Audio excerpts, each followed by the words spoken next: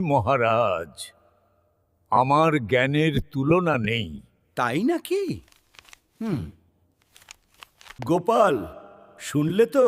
জি মহারাজ, একটু পরীক্ষা করা যাক।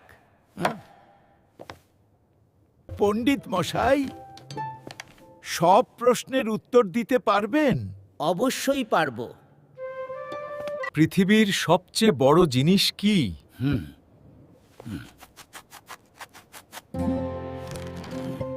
সমুদ্রই সবচেয়ে বড়।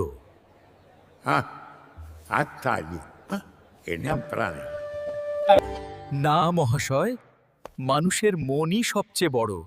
মন চাইলে সমুদ্রও ছোট মনে হয়। বাহ গোপাল, সত্যিকারের জ্ঞান নম্রতার মধ্যেই থাকে। আমি আর অহংকার করব না।